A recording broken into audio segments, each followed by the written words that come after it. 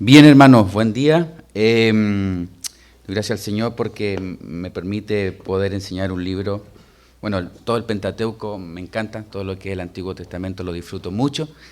Y en esta oportunidad quiero dar un pantallazo, un panorama rápido al Antiguo Testamento, sobre todo al libro de Éxodo, pero no me quiero centrar tanto en lo que va a ser la historia del Éxodo. Sé que los hermanos que lo están dando acá están muy preparados y ellos ya la próxima semana van a comenzar ya de lleno al estudio. Solamente que me quiero enfocar en este libro puntualmente en sacar principios y aplicaciones para nuestra vida. Vamos a hacer un panorama muy breve de unos 5 minutos, pero después quiero irme a ciertos textos del Éxodo para poder, a través de la enseñanza de este libro, poder sacar principios para nosotros. Y cómo los podemos ir a casa en esta mañana entendiendo algo práctico y cómo lo podemos llevar nosotros a nuestra vida cotidiana. Entonces eso quiero hacer el alcance ahora, ya que yo sé que después lo van a dar muy bien el libro de Éxodo, entonces ya van a tener todos los aspectos técnicos. Y para comenzar, vamos a ir al contexto histórico inmediato, que sería ¿qué libro anterior? Y ya ustedes lo vieron, ¿cierto? El libro de Génesis. Entonces el libro de Génesis trata desde el capítulo 1 al capítulo 11, ¿de qué habla? De la creación, la caída, la Torre de Babel, el diluvio, Noé. Entonces tenemos que hay una humanidad que le ha dado y se ha rebelado contra Dios constantemente. El capítulo 6 que dice que todo designio, el pensamiento del hombre en su corazón era continuamente al mal. Entonces nos vemos que no hay esperanza desde el capítulo 1 al capítulo 11, desde la creación hasta la Torre de Babel, cuando el Señor tiene que dispersarlos a través de diferentes lenguas para que no se entiendan y no sigan construyendo esa torre. Entonces pareciera que el plan de Dios ha fracasado. Que Dios ha creado al hombre y el hombre lo único que ha hecho es pecar e irse de él. Y pasan 2000 años y llegamos a Génesis 12. De Génesis 11 a Génesis 12, 2000 años han pasado. Y el Señor, en su gracia bendita, llama a un hombre desde Ur de los Caldeos, Abraham. Y nosotros vemos del capítulo 12 al capítulo 50 que el Señor va a comenzar ahora a trabajar con su propio pueblo, con su nación, los patriarcas, Abraham, Isaac, Jacob. De Jacob le nacen 12 hijos, que son las 12 tribus, ¿cierto? Y de los cuales ahí hay uno metido que se llama José, el cual los hermanos no lo quieren y lo venden a Egipto. Y el Señor usó eso para poder preservar la vida de esta nueva nación, de este nuevo pueblo que se está formando, para cuando llegue el hambre en toda la tierra, este gobernador, este gobernante judío, palestino, que está inserto en Egipto, va a traer a su familia, son 70. Y estos 70 entran a Egipto. Y ahí van a estar 430 años. De esos 430 años, ¿qué pasa con este pueblo? ¡Bum! Crecen. Más de 2 millones. Entonces, en ese es el contexto que ahora nosotros vamos a entrar en el Éxodo. ¿Por qué? ¿Qué significa Éxodo en hebreo? Salida, ¿cierto? Y comienza en el 1445 a.C. y termina el Éxodo en el 1405 a.C. Es decir, ¿cuántos años estuvieron deambulando por el desierto en una salida constante sin poder llegar a dónde? A la tierra prometida, 40 años. 40 años el pueblo de Israel. Esta tribu de Israel, acuérdense que el nombre de Israel se le puso a Jacob, cuando se le cambió el nombre, ya no te llamarás más Jacob, sino que tu nombre será Israel. Y de ese nombre nacen las 12 tribus que nosotros conocemos. Entonces Dios hace un pacto con Abraham, allá en el 12, en el 14 en adelante, Él está haciendo un pacto con Abraham que serán benditas todas las naciones a través de este. Es un pacto incondicional. ¿Qué significa un pacto incondicional? Que no depende de nosotros, ¿cierto? Es un pacto de Dios con Él mismo. Por eso Él, cuando hace el pacto con Abraham, Abraham está durmiendo. Abraham está durmiendo y Él corta los animales y la antorcha pasa. ¿Por qué? Porque si Dios hacía un pacto con Abraham, como se hacía en ese contexto histórico, y Abraham pasaba por entre la antorcha y no lo cumplía el pacto, Abraham tenía que ser muerto. Entonces, por eso ese pacto Dios lo hace consigo mismo. Pero ahora, en el Éxodo, el Señor va a hacer un nuevo pacto, que es el pacto mosaico. Entonces, ese pacto mosaico es un pacto condicional que tiene una fecha de inicio y una fecha de caducidad. Se acabó. ¿Cuándo se acabó? Se acabó. Ya no existe para nosotros. Hoy día nosotros no estamos bajo el pacto mosaico, que es el pacto de Sinaí.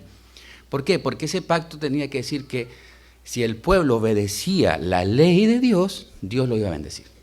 Y si el pueblo desobedecía la ley de Dios, iba a traer maldición. Y en ese transcurso que se está moviendo Israel dentro del desierto, estos 40 años, y ahí tenemos otros dentro del libro de Números y Levítico, que vienen las leyes para poder regular esta relación entre Dios y su pueblo. Es como que Dios quiere traer a través del tabernáculo nuevamente esa relación que se perdió en el huerto del Edén, donde él quería tener una relación con su nueva nación. Entonces, un breve resumen de lo que es Génesis y entrando en contexto de lo que es el libro de Éxodo. Entonces, Éxodo comienza con el pueblo de Israel lamentándose. ¿Por qué se lamentaban? Porque estaban siendo esclavos, estaban siendo oprimidos por Faraón. Porque eran tanto el número de ellos que ya los egipcios decidieron cargarles de trabajo, y ocurre algo en el capítulo 1, que Faraón decide eliminar a todo varón nacido de las mujeres hebreas. Entonces ahí está la historia de Moisés. Muchas gracias, mi hermano. Que todos conocemos, cuando el Señor providencialmente, a través de la hermana, lo pone en una canastita, lo tira por el río Nilo, está la hija de Faraón, lo recogen. Le dice la hija de Faraón, bueno, lo vamos a cuidar, y el Señor en su provisión ocupa a su propia madre para que lo cuide. Sí, el Señor es precioso. La soberanía de Dios preservando a Moisés. Moisés se crece en la mejor escuela del mundo. Porque recordemos que en ese tiempo, en lo que es históricamente, Egipto era la cuna mundial de sabiduría, de guerra. O sea, Moisés fue a la mejor academia de guerra. Era un guerrero. Moisés era un comandante. Moisés era erudito en toda la ciencia. Moisés fue preparado por el pueblo de Egipto para ser un futuro faraón. ¿Te das cuenta? Entonces él, lo más probable es que su madre le habrá contado su descendencia, su raíz. Tú no eres egipcio, tú eres hebreo, la historia fue esta. Entonces Moisés tenía eso en su corazón, y ocurre que un día, saliendo de su palacio, va a donde los de su sangre, que dice capítulo 1 y 2, está mostrando el contexto. ¿Para qué sale? A poder hacer justicia. Porque él dice, ya mi pueblo está sufriendo, yo quiero hacer algo. Y ese quiero hacer algo es por mis propias manos. Recuerden que yo soy un general, yo soy un guerrero, yo soy un hombre sabio, yo puedo hacer algo. Salió y vio que este egipcio golpeaba a un hebreo. ¿Y qué hace con el egipcio? Se me cayó el agua. Lo mata. Luego lo entierra. Al día siguiente sale de nuevo como un juez, que no fue nombrado por Dios, a hacer lo mismo, y un hebreo lo encara. Cuando le dice lo que había pasado, que él pensaba que nadie lo miraba, huye, tembloroso, de temor. ¿Por qué? Porque Faraón se enteró. Entonces ahora a este gran gobernante está exiliado y empieza su transición en el desierto. ¿Cuántos años? 40. Entonces ya llevamos casi 80 años en la vida de Moisés. 40 años con la mejor educación del mundo y 40 años en silencio, donde el Señor iba a trabajar en él. Entonces estamos viendo que Éxodo lo podemos dividir en dos. Éxodo del 1 al 18, capítulo 1 al 18, estamos viendo las plagas, cuando el Señor llama a Moisés, vemos la salida, el cruce del Mar Rojo, vemos la nube en el día, la columna de fuego en la noche, vemos el maná. Entonces todos esos milagros los vemos del 1 al 18, y después del 19 al 40, Israel ya está en el desierto, y ahí viene la ley, Monte Sinaí, tabernáculo, etc. Miren, como yo dije, esto no va a ser un poco contexto histórico, porque eso ustedes lo van a ver después en las clases. Quiero sacar principios acá, y vemos que Moisés estuvo 40 años disfrutando de la abundancia, y después por querer hacer justicia por su propia cuenta y él pensaba que estaba ayudando a su pueblo y le estaba dando una manito al Señor. Como que yo puedo hacer esto. Quiso hacer la justicia por su propia mano y el Señor lo disciplina y trabaja con él por otros 14.160 días. ¿Cómo te verías que el Señor trabajara en tu vida 14.164 días en silencio? Si cuando a veces estamos en dificultad y el Señor trata con nosotros y llevamos una semana, 2 días, 3 días, ya estamos desesperados, queremos la respuesta de inmediato. Porque nuestra naturaleza caída es eso, queremos ya la solución. No nos gusta esperar, no nos gusta el silencio del Señor. Nosotros queremos tener el control de todo. Y acá Moisés fue una escuela muy dura, que fue la escuela del silencio. Se fue 14.164 días disciplinado, se puede decir así, por el Señor, por querer hacer las cosas por su propia capacidad, por su propia fuerza. Y eso nos pasa a nosotros muchas veces, que por querer adelantarnos al Señor y querer hacer las cosas porque yo estoy capaz, el Señor dice, no es tu tiempo. Ven, quiero que te sientes y quiero que descanses y quiero que te quedes en silencio. Y el salmista dice, estad quietos y conoced que yo soy Dios. Y lo que más nos cuesta a nosotros es estar quieto. Entonces Moisés tenía influencia en Egipto, él podía haber convencido a Faraón, pero decidió comenzar esta tarea que aún no había sido llamado. Y mira, alguien que me pueda leer, porque ya que sé que esto no es una predicación, ojo, esto es una escuela, vamos a interactuar un poquito. ¿Cuánto tiempo tengo, hermano? Las 12:30. 12:30. Uy, vamos a apurar entonces. Vamos a apurar. Alguien que me lea Hechos 7:25.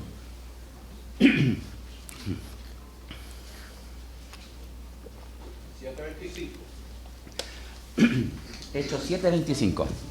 ¿Qué dice? Pensaba que sus hermanos entendían que Dios les había dado libertad por medio de él, pero ellos no entendieron. Al día siguiente se le presentó... No, hasta ahí nomás. Solamente esa parte. Muchas gracias, mi hermano. Entonces, él pensaba, ¿quién? Moisés, ¿qué pensaba? Que sus hermanos comprendían que por mano suya, mire qué interesante, Dios les daría libertad. Pero ellos no lo entendieron así. Entonces, no era por mano suya que Dios iba a darle libertad al pueblo, sino que hace por la mano de Dios. Esa es la diferencia. Y aquí está el problema con el intento de liberación de Moisés. Él confiaba en sus propias capacidades, su propio conocimiento. Entonces era necesario ser llevado al desierto para ser calmado ese ímpetu o ambicioso, para ser abatido ese yo que tanto nos cuesta a nosotros dejar, ese yo puedo. Finalmente para ser moldeado mediante el arrepentimiento y la humildad y así convertirse en el desierto en un instrumento útil. ¿Te das cuenta que el instrumento útil para Dios no es por nuestra capacidad? Es cuando Él ha trabajado en nosotros en el desierto. No es por nuestra fuerza, es en su fuerza. No es nuestro tiempo, es en su tiempo. Esto, hermano, nos ayuda a descansar, porque muchas veces nosotros queremos ir un paso adelante del Señor, y el Señor tiene que tratar con nosotros. Y es llevado. Entonces Moisés huye. Éxodo 2, ya que estamos en Éxodo, estudiando Éxodo, 2:15, ya Moisés huye. Oyendo Faraón acerca de este hecho, procuró matar a Moisés. Pero Moisés huyó delante de Faraón, y habitó en la tierra de Madián. Pareciera injusto, ¿cierto?, que Dios disciplina a este hombre que aparentemente estaba haciendo una causa justa. Moisés sí hizo justicia, pero actuó en la carne, no actuó en la dirección y en la guía del Espíritu. Esa es la diferencia. Cuando nosotros estamos haciendo algo para el Señor, hermanos, tenemos que tener cuidado. ¿En qué lo estamos haciendo? ¿En el intelecto? ¿En la carne? ¿O lo estamos haciendo en el Espíritu? Ahí va a haber muchas consecuencias de nuestros resultados, de los resultados de esto. Entonces Dios usa el desierto para enseñarle a Moisés algo que en el palacio jamás iba a aprender. Moisés fue llevado a hacer lo que siempre se le había enseñado a odiar. ¿Sabes tú que a los egipcios se les había enseñado desde pequeñito odiar a los pastores de ovejas? Los odiaban, los aborrecían. Y el Señor, en su buen humor, si se puede decir así, toma a nuestro amigo Moisés y lo lleva a hacer algo de lo que fue enseñado 40 años a odiar, ser pastor de ovejas. Imaginemos quién era Moisés. Moisés no era cualquier persona, Moisés no era un habitante más, un ciudadano más de Egipto. Moisés era un faraón. Era el que iba a suceder. Moisés, cuando caminaba por el palacio, por los templos, lo seguía un séquito de personas. Moisés, cuando salía a la calle, le tiraban flores, le abrían los pasos, caballos pasaban, y él, ese Moisés, lleno de condecoraciones, caminaba por entre el pueblo. Y por querer hacer algo que para él estaba bien, que era adelantarse a los planes de Dios para liberar el pueblo de Dios, Moisés fracasa. Y vemos ahora a Moisés corriendo en el desierto porque el propio faraón lo quiere matar. Y yo me imagino su traje de general cayéndosele a pedazos, sus estrellas, sus condecoraciones, y llega desnudo a un lugar. ¿Y qué voy a hacer? Aquello que más odio, pastorear ovejas. ¿Y por cuánto tiempo, Moisés? Solo por 40 años. Cuando el Señor trata, no nos gusta. No nos gusta porque sus tiempos son perfectos, los nuestros no. Miren Éxodo capítulo 2, versículo 23. Aconteció que después de muchos días murió el rey de Egipto y los hijos de Israel gemían a causa de la servidumbre y clamaron, y subió a Dios el clamor de ellos con motivo de su servidumbre. Y oyó Dios el gemido de ellos y se acordó de su pacto con Abraham, Isaac y Jacob.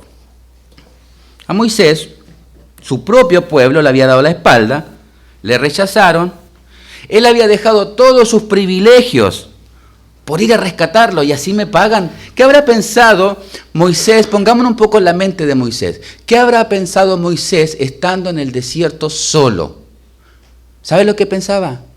¿Qué pueblo más malagradecido? Yo dejé todo, mis privilegios, todo mi futuro, por ir a ayudarles. Y ellos no solamente me despreciaron, ellos no reconocieron mi labor. ¿Y qué pasaba en el corazón de Moisés? ¿Con qué se fue empezando a llenar? Con amargura. Este pueblo, que es mi propio pueblo, me ha dado la espalda. Los egipcios me han dado la espalda y más me quieren matar. ¿Qué puede haber en el corazón de Moisés ese tiempo, en el silencio? Solamente crear amargura por haber sido rechazado. Pregunta, ¿a quién acá de los presentes le gusta ser rechazado? Si me levantan la mano, hermano, tenemos que hablar. Eres masoquista. A nadie, ¿cierto? Nosotros por naturaleza no nos gustan que nos rechacen. Y menos los de nuestra propia sangre. Es un dolor. Entonces Moisés estaba ahí, desterrado, y en ese silencio él no encontraba respuesta. Porque había sido desechado, rechazado, si estaba haciendo la obra de Dios. Pasaron 40 años en silencio. Y hermano, esto es una aplicación que hago. Una de las razones por las cuales debemos de olvidar las injusticias que se han cometido tal vez en el pasado con nosotros es porque Dios las recuerda. Ya no es mi problema. Y siendo el juez, tiene todo sentido de que nosotros no las recordemos porque Él es el que va a velar por nuestra causa. Moisés estaba aprendiendo que aunque en el transcurso de la vida es lento y Dios está en silencio, Él está organizando todos los acontecimientos. ¿Sabes por qué? Porque mientras el Señor estaba trabajando en la vida de Moisés en el silencio, Él ya estaba orquestando el plan. Él ya estaba orquestando el ministerio que iba a traer a Moisés. ¿Te das cuenta que cuando nosotros pareciera que todo está en silencio y que carece de sentido, Dios ya está trabajando en aquello en que te va a ocupar? No depende de ti, no depende de nuestros tiempos, no depende de nuestro horario, es el calendario de Dios el importante. Por eso si hoy estamos en ese silencio y no entendemos, hermano, descansa, Dios tiene todo preparado. Y tal vez hoy no lo estás viendo, pero va a llegar el momento en que lo vas a ver y vas a mirar atrás y decir, gracias Señor, porque en el tiempo de silencio pude descansar, pude crecer y te pude conocer más. Porque el Señor nos lleva al silencio. ¿Sabes para qué? Para que le conozcamos. Porque están ocupados en ministerio muchas veces, tan ocupados en las actividades, nosotros perdemos de vista lo principal, que es la comunión con el Señor primeramente. Nosotros estamos tan ocupados sirviendo al Señor que desconocemos a ese Señor. Ya no lo estamos conociendo. Entonces Moisés tenía que estar tranquilo, Dios ya estaba preparando. Moisés con 40 años de academia, piensa que está listo, actúa por su propia fuerza y falla. El Señor lo lleva 40 años a su escuela. Y ahora lo está llamando a través de una zarza, capítulo 3, versículo 1 al 4. El Señor lo llama para liberar a su pueblo de la esclavitud en Egipto. Y es interesante esto porque ¿sabes qué? El Señor pudo haber usado ángeles. Ellos no se cansan, ellos tienen poder, ellos no van a estar ahí quejándose. O el Señor pudo haber usado un hombre cuyo testimonio hubiese sido impecable en Egipto. Hubiese usado un hombre cuyo testimonio hubiese sido respetado en el pueblo de Israel. Pero usa un hombre en el cual su testimonio estaba en el suelo. El mismo pueblo lo había rechazado. Su propia sangre lo había rechazado. Ahora Dios está tomando a este mismo hombre a hacer el trabajo que una vez comenzó en su fuerza, ahora lo va a hacer en el poder de Dios. Y lo va a hacer donde humanamente él pensaba esto es imposible. ¿Yo de nuevo ir ahí? Nah, que vaya otro. Que vaya otro. Me despreciaron, me rechazaron, perdí todo por culpa de ellos y ahora me mandas nuevamente ahí. Y ahí el Señor, ¿con qué está trabajando en nosotros? Con nuestro orgullo. Que es nuestro orgullo. Y el Señor lo llama. Ellos me desecharon, diría Moisés. Pero bueno, es el tiempo del Señor. Es interesante que 40 años antes, si el Señor le hubiese dicho a Moisés esto, Moisés hubiese dicho, let's go, vamos, estoy listo, estoy preparado, manos a la obra. Pero no era el tiempo de Moisés, es en el tiempo del Señor. Entonces Moisés ahora, 40 años después, le dice, Moisés, hagámoslo. ¿Y qué le dice Moisés? Nah, ya no. ¿Qué había pasado con Moisés? Ha madurado, se ha humillado, ya está más sabio Moisés. Ahora estaba más cauto, pero seguía en problemas. Hermano, ¿sabes por qué? Porque nunca nos graduamos de la escuela de Dios. Nunca. Porque Moisés ahora no quiere ir.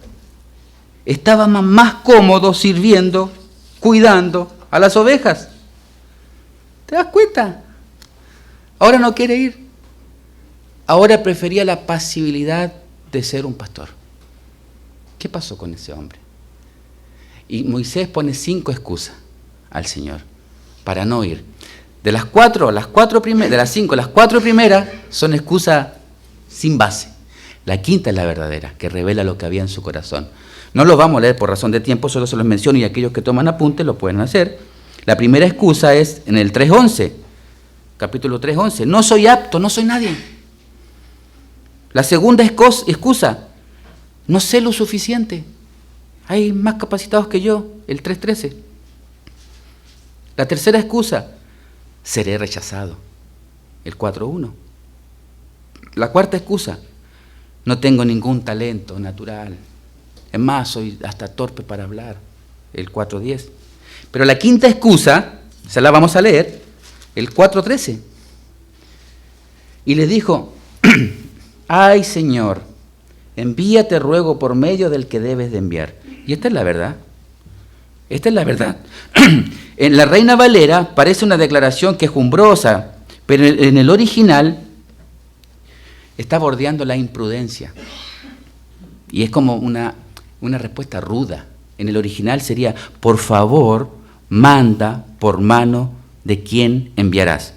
En otras palabras, le está diciendo, Señor, ¿serías tan amable de darle esa información a la persona que va a aceptar la tarea? Como que ya está diciendo el Señor, a mí no vengas conmigo, yo no soy. ¿Serías por favor tan amable de ir a darle esa información que me está dando al que va a aceptarlo? Y el Señor se enoja. Y el Señor se enoja. Lo confronta. Y Moisés tuvo que agachar la cabeza e ir. Entonces, no importa lo que Moisés odiara cuidar las ovejas, pero volver a Egipto era peor. Había llegado a un punto de aceptar la monotonía en su vida, al punto de conformarse con solo vivir, que volver a donde aquellos que la habían rechazado. Entonces, eso nos pasa muchas veces también en nuestra vida, que cuando el Señor trata con nosotros, después no queremos retomar, no queremos sentirnos nuevamente rechazados y ponemos excusas y excusas al Señor. Pero llega un momento en que el Señor te derriba toda esa excusa y ya no tienes más que obedecerle. Como Jonás, o vas en barco o vas en pez, pero vas. No hay excusa. Si el Señor ha establecido algo en nosotros, ¿quién podrá decirle que no? Es imposible. Entonces, hermano, no sea como decía Gamadiel, no sea que en nuestras excusas estemos luchando con el Señor, estemos luchando con el propio Dios, en no querer hacer su obra. Porque lo más fácil en una iglesia es estar cómodo. Lo más fácil es venir, escuchar y en mi casa. Pero la vida cristiana no es eso. La vida cristiana es una vida activa, donde Santiago dice que sus frutos van a mostrar la fe. La fe sin obra es muerta. Yo tengo que hacer. Yo tengo que estar haciendo algo para el Señor. No porque esas obras me van a salvar. Ya la obra que me salvó es la obra de Cristo. Pero una vez que soy salvo, el Señor me manda, me ordena que yo debo llevar fruto. Obras. Debo estar sirviendo. Debo estar poniendo en práctica el fruto del Espíritu. Amor, gozo, paz, paciencia, benignidad, templanza, mansedumbre. Debo de ver eso en mi vida. Porque eso está mostrando que Cristo habita en mí, que soy una nueva persona. Entonces, Dios se enojó con él y tuvo que ir. Entonces, del capítulo 5 al capítulo 10, vemos que están las plagas. Y acá es interesante porque Faraón endureció él mismo su corazón. El 7:13, Faraón endureció su corazón. El 7:22, el 8:15, el 8:19, el 8:32 y el 9:7. En todos estos momentos, Faraón... Y las cosas que usted dice anteriormente ahí de las excusas que usó Moisés Sí. para Dios, es contrasta porque en el libro de los Hechos 7:22 dice que Moisés fue instruido en toda la sabiduría de los egipcios y era un hombre poderoso en palabras y en hechos. Y allí se pone como... tartamudo, como que yo no tengo palabra, ¿quién soy yo? Como que es una falsa humildad. ¿Te das cuenta que la humildad es un atributo, pero cuando viene de nosotros mismos es falso? Ay, si yo soy tan humilde. Es orgullo. Exacto. El hombre estaba preparado, el hombre ponía excusas porque no quería. Y por eso la quinta excusa es la única verdadera. Señor, mira, dile lo que me estás diciendo a otro. Es una falta de respeto tremenda. Y el Señor lo tiene que completar. Tú vas a ir, punto. Se acabó. Gracias, hermano. Entonces nosotros vemos acá que Faraón, él mismo, endureció su corazón. Y ahora Dios se lo va a endurecer. ¿Y cuál es la diferencia? ¿Qué me puede decir acá, la que es una escuela? ¿Cuál es la diferencia en endurecer mi propio corazón y Dios me endurece el corazón? Que lo vemos acá, porque 5 veces Faraón endurece su corazón y las últimas 5 veces de las 10 plagas, Dios endurece el corazón de Faraón. ¿Cuál sería la diferencia? Así como les venga a su mente. Un ejemplo parecido a lo que hablamos el viernes, que las personas no reconocieron a Dios y la consecuencia de eso es que Dios los quitaba una mente de trabajo. Exacto. Hay un momento que has escuchado tanto el Evangelio, personas llegan tanto a la iglesia y escuchan, pero no han querido cambiar sus vidas y siguen amando al mundo y practicando todas las actividades del mundo. Entonces llega un momento en que Dios endurece sus corazones para que la luz del Evangelio no resplandezca y no se salven, lo dice Marcos claramente, y acá también el Señor nos está ayudando. Él endureció el corazón de Faraón, pero ¿sabes para qué? No porque Dios es tirano, es malo, es para mostrar su gloria. Es para mostrar su gloria. Entonces Faraón ahora es endurecido y él se obstinó más en pecar. Y vemos las plagas. Las 5 primeras plagas eran para atacar a Faraón. ¿A quién atacaba con las 5 primeras plagas? Dios. A los dioses de Egipto. ¿Y cuáles son esas plagas? La sangre, ellos tenían Dios, el Nilo era su Dios, entonces se lo llenó de sangre. Las ranas, ellos tenían culto, altares de las ranas, los piojos, las moscas, el ganado. Lo tenían.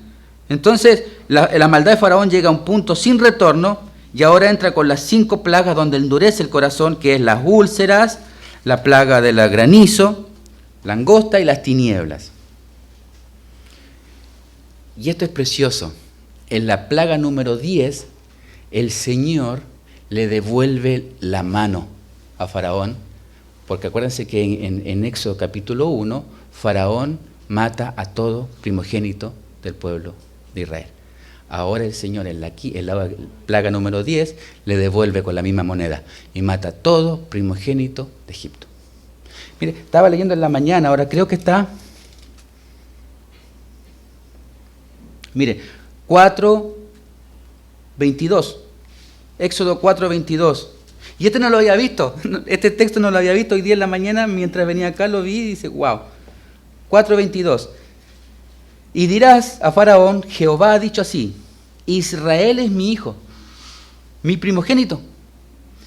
Ya te he dicho que dejes ir a mi hijo para que me sirva, mas no has querido dejarlo ir, he aquí voy a matar a tu hijo primogénito. Ahí está la última plaga, la muerte de los primogénitos. Entonces, vemos que el castigo final llegó, Faraón endurece el corazón, Dios de Faraón, para mostrar su gloria. De ahí en adelante, pregunta hasta acá, creo que estamos bien con el tiempo. Pregunta, duda, hasta lo que llevamos acá, creo que llevamos 7 capítulos, 8. ¿Algo que comentar? ¿Alguna duda? Venimos bien, parece. Bueno, sigamos entonces, así podemos terminar. Vemos acá desde el 14 en adelante el cruce del Mar Rojo. Ya Jehová mató ahí a los egipcios en el mar, libera a su pueblo. Tenemos en el Éxodo 15 el canto de Ana, que es precioso. Ya vemos la columna de día, la nube de día, la columna de fuego de noche, el maná, los milagros del pueblo. Y acá del 19:40, que es la última sección, acuérdense que del 1 al 14, del 1 al 18 es una y del 19:40 es otro. Acá viene los detalles de la teocracia. ¿Qué quiere decir teocracia? ¿A qué se refiere cuando habla de teocracia? Solamente Dios, Dios, gracia, democracia, viene la palabra. Entonces Dios gobernaba el pueblo, Él era el rey. Por eso el Señor necesitaba llegar a este pueblo, que es un nuevo pueblo, de acá viene el texto donde dice nación santa, pueblo adquirido por Dios.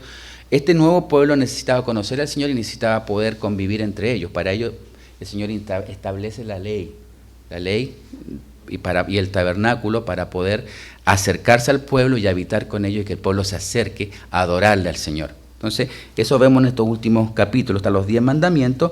De los 10 mandamientos es interesante que hay 52 mandamientos después que explican los 10. O sea, el pueblo está lleno de mandamientos y vemos en Levítico también la cantidad de mandamientos que hay para que el pueblo pueda habitar y cohabitar con un Dios 3 veces santo, para que tengan mucho cuidado. Recordemos que el pueblo de Israel, aún teniendo la ley, siempre me gusta, por eso me arranco, me amarran acá, a mí me gusta caminar. Bueno, el pueblo, aún teniendo la ley, teniendo los mandamientos de Dios, ¿por qué el pueblo de Israel no pudo obedecerlo? Cuando digo no pudo, es que no pudo. Recordemos que los mayores de 20 años, todos, el 100%, quedaron eliminados en el desierto. Menos Josué y Caleb, obviamente. ¿Por qué quedaron eliminados en el desierto? ¿Por qué el pueblo fue desechado? Hay un autor de un libro que dice, si tú quieres seguir la huella del Éxodo, sigue los huesos. Vivían quedando descalificados, vivían muriendo. ¿Por qué el pueblo de Dios quedaba eliminado? ¿Por qué creen ustedes? Los pecados, pero había algo más que es lo principal. No, hay un pecado que es principal. Recuerden que todo eso viene de nuestro. ¿Te das cuenta que por eso Ezequiel, Isaías dice que nosotros necesitamos cambiar este corazón de piedra a un corazón? ¿Para qué? Para obedecerle. Nosotros, hermanos, la única forma que podemos obedecer la ley de Dios es a través de un nuevo corazón. De otra forma es imposible, porque para nosotros esto sería locura como el hombre natural, no lo entenderíamos. Entonces el Señor tiene que hacer una obra espiritual, por eso es la venida del Señor Jesucristo, porque de ese momento habrá una transformación. Entonces todo este pueblo de Israel era el pueblo de Dios, pero no era de Dios, ¿entiende? Por eso Romanos nos habla tan preciosamente de que no es judío el que es de carne, sino el que es de corazón. No es la circuncisión la que salva, sino el corazón circuncidado. Entonces todo este pueblo de Dios estaba haciendo rituales, estaba cumpliendo la ley como la cumple cualquier persona inconversa por nuestras propias fuerzas y no podían. Por eso constantemente eran descalificados en el desierto. Y 1 Corintios capítulo 10 del versículo 1 al 4 nos muestra las 5 bendiciones que todos estuvieron en la nube, todos cruzaron el mar, todos estuvieron en Cristo, todos vieron la roca espiritual. Y después muestra los 5 pecados. Todos murmuraron, todos desobedecieron, todos idolatraron, todos mintieron. Entonces vemos que el pueblo de Israel tuvo las bendiciones, pero el pueblo de Israel no pudo. ¿Por qué? Por su corazón. Entonces, de los 20 años hacia arriba, todo el pueblo de Israel quedó consumido en el desierto. No se salvaron. No se salvaron. ¿Por qué? Porque se necesita un nuevo corazón. Era el pueblo de Dios físicamente, no espiritual. Por eso en Abraham será bendita tu descendencia. Tú y yo hoy, al ser hijos de Dios, haber nacido de nuevo, nosotros somos hijos de Abraham en el ámbito espiritual. Ese es el texto. Entonces el pueblo de Israel, hasta el día de hoy, piensan que son el pueblo de Dios. ¿Por qué? Porque son descendencia de Abraham, pero en la carne. Y entendemos que nadie se puede salvar en la carne, ni por obra. Si tú vas al muro de los lamentos ahora y saca un papelito, ¿sabes lo que dice el papelito? Que venga pronto el Mesías. El pueblo de Israel todavía espera el Mesías. Entonces, por eso se necesita que el pueblo de Israel, el pueblo de Alemania, el pueblo de Chile, el pueblo de Honduras, crea en el Señor Jesucristo. Y aquí no hay nación. Judíos y gentiles entrarán a la iglesia local, que es ahora. Entonces, ahora entendamos que estamos en un contexto de historia, donde el pueblo de Israel es un pueblo en la carne, se puede decir así. No en lo espiritual de Dios. Por eso quedaron descalificados. Creo que me fui del tema. Pero bueno, era necesario un poquito aclarar eso. Por el tema de la ley. Por eso estábamos viendo el tema del nuevo pacto y que era necesario pasar. Miren, cuando ya el pueblo estaba caminando, vamos al 32 de Éxodo. Ya está la ley, entendemos a través de 1 Corintios que el apóstol Pablo nos dice que estas cosas sucedieron como ejemplo para nosotros. ¿Y qué son estas cosas? Lo que está ocurriendo aquí en el Éxodo, que el pueblo fue reprobado por Dios por causa de su propio pecado y constantemente era exterminado. Entonces, vemos que en 1 Corintios Pablo nos enseña de que por el corazón no regenerado el pueblo fue desechado. Y fíjense lo que pasa en este hecho de Génesis de Éxodo 32, que el pueblo, Moisés ya llevaba 40 días en el monte Sinaí, en presencia del Señor, y el pueblo ¿qué hace? Mientras Moisés estaba arriba. ¿Cierto? Dice, Aarón le dice, Aarón, ayúdanos, hagamos algo, hagamos un Dios para poder adorarlo, porque este Moisés ya está viejito, a lo mejor se quedó muerto arriba. Y Aarón, ¿qué hizo Aarón? El sacerdote del pueblo cedió a la presión, ¿cierto? Y juntó las joyas, todo, hicieron un becerro de oro y le adoraron. Y eso lo vemos en el 1 al 4 del capítulo 32. Entonces cuando Moisés desciende del monte, el pueblo estaba pecando. Y ese pecando también lo vemos en 1 Corintios cuando dice el pueblo jugaba.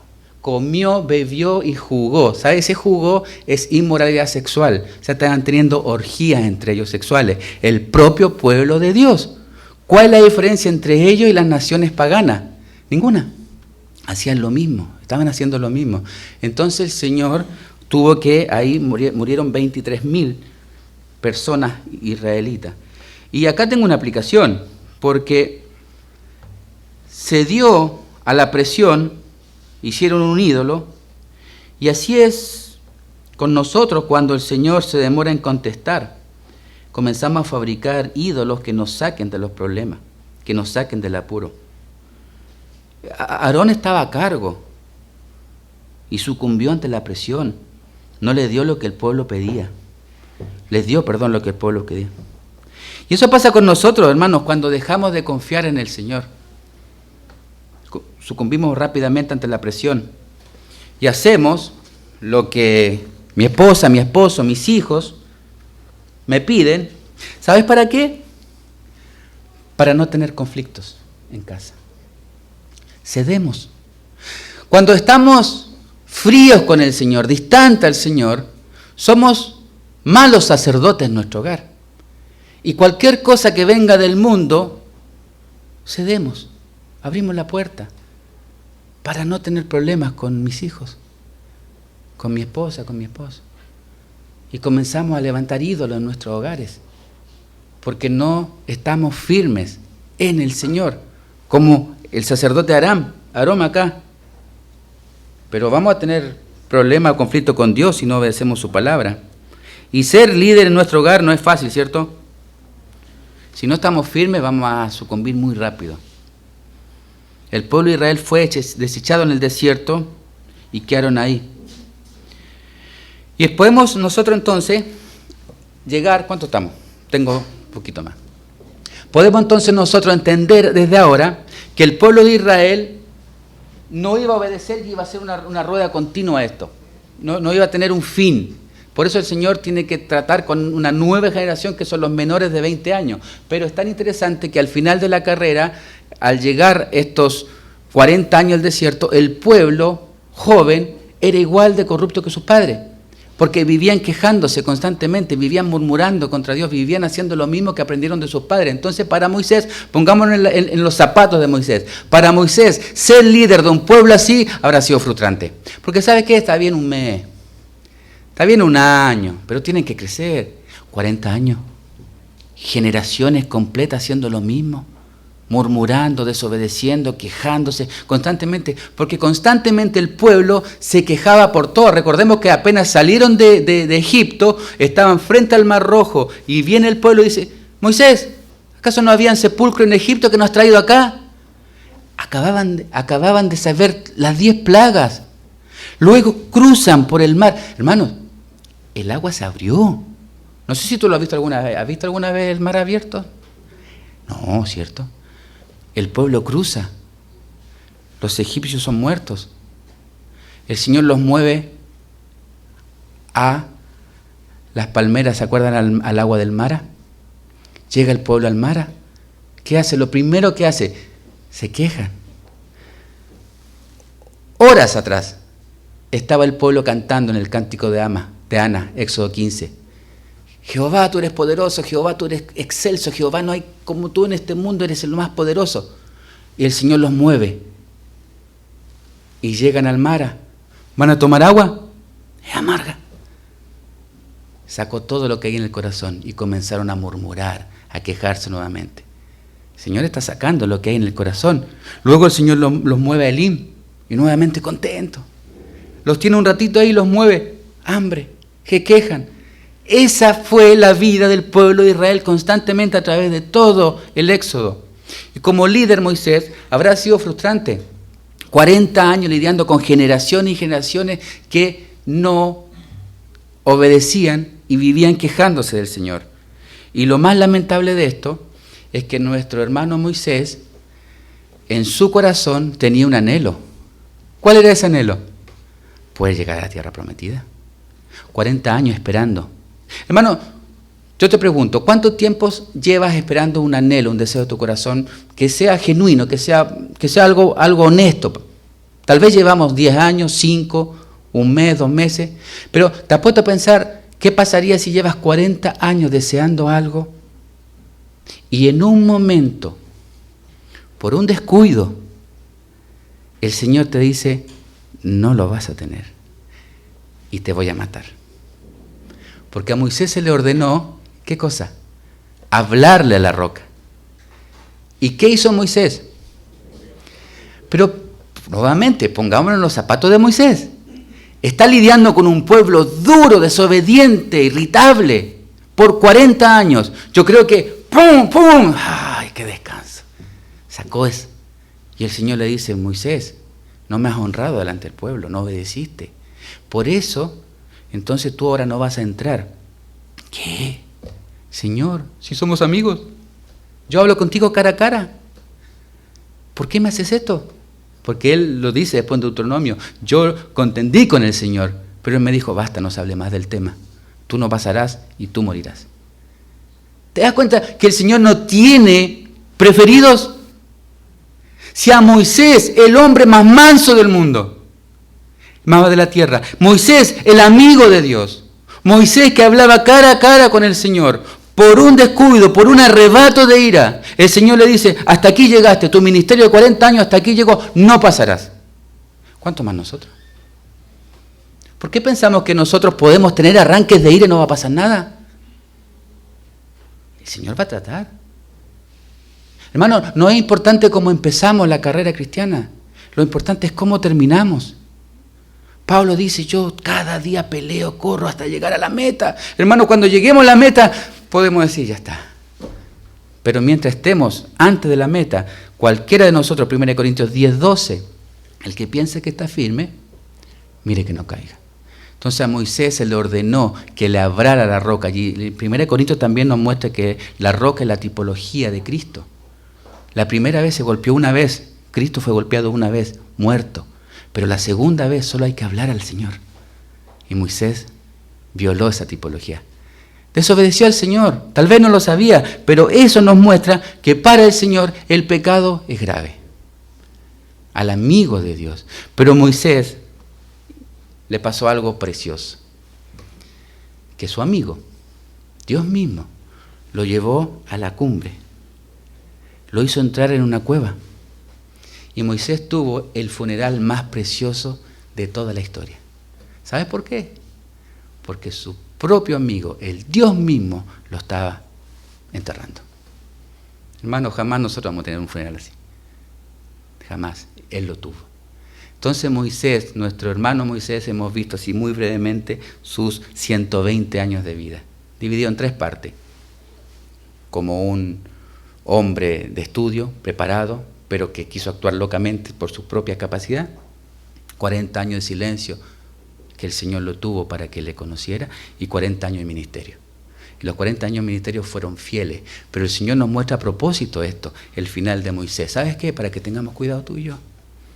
Porque si Moisés terminaba de buena forma y llegaba a la tierra prometida y su año era mucho y moría bien, tú hubiésemos dicho, era un hombre perfecto. Pero el hombre perfecto no existe. Y el Señor lo hace a propósito. Me hacen así. ¿Qué? ¿Hola? No, 10. Bien, momento de pregunta, porque acá me dijeron que es un tiempo ahora de pregunta y respuesta. Pero en el caso, yo pienso que en el caso de Moisés, y Dios le dijo, no entrarás, que se lo pidió con lágrimas, él le dijo, basta ya, pero en caso, yo creo que primeramente sienta un precedente ante el pueblo, porque él no honró a Dios delante del pueblo. Sí. Si Moisés, que era su amigo y el líder, que él eligió para el pueblo de Israel, él le hace eso a cualquier otra persona, o sea, no tiene, como tú dijiste, no tiene favoritos. Y nosotros aquí, si somos, tenemos una influencia o somos amigos del presidente, de una persona influyente, pensamos que cualquier cosa se nos hace viable y posible. Sí. Establecer esa diferencia, pero Dios no es así.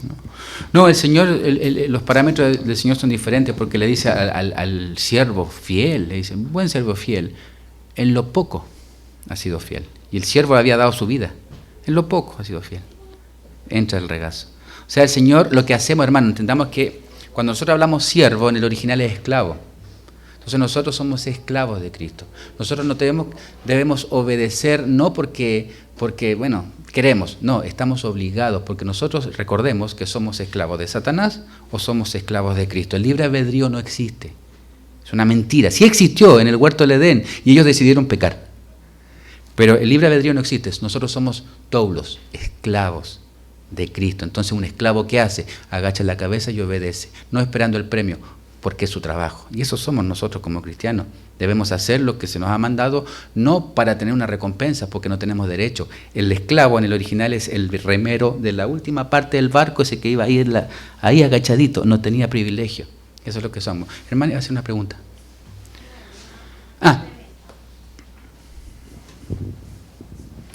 ¿Somos siervos inútiles? Que hacemos lo que nos corresponde hacer. Amén, así es. Hacemos lo que debemos hacer. No hay ganancia en ello. Bien, mi hermano, acá hay una pregunta. Es un comentario, hermano. Comentario. A ustedes como pastores, mantenerse fieles al Señor a pesar de las ovejas tan difíciles que el Señor les entrega.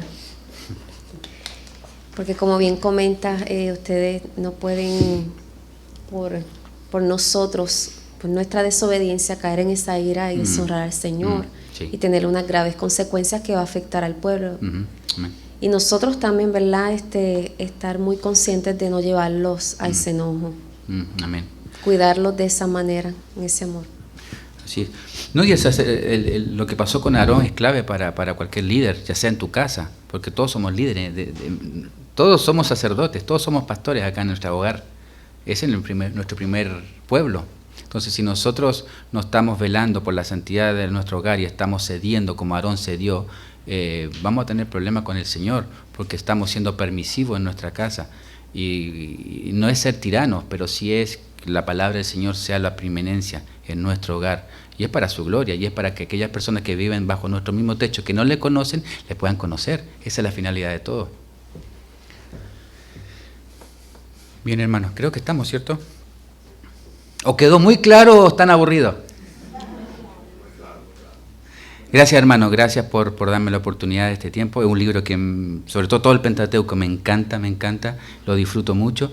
Y esto fue un resumen muy rápido, pero quería sacar algunos principios como para que nos llevemos a casa en cuanto al liderazgo de Moisés y ver lo que el Señor ha hecho en nosotros, porque nosotros no éramos diferentes al pueblo de Israel. Si el Señor no interviene en nuestra vida, nosotros éramos igual de insensatos, desobedientes a Él, absolutamente, y como castigo teníamos la muerte eterna. Pero el Señor quiso interferir en nosotros, darnos su gracia, darnos el nuevo corazón, y ahora nosotros recién podemos decir como el salmista: cuánto amo yo tu ley. ¿Por qué? Porque ella es mi deleite, ella me hace bien. La palabra de Dios, hermano, fue puesta ¿para qué?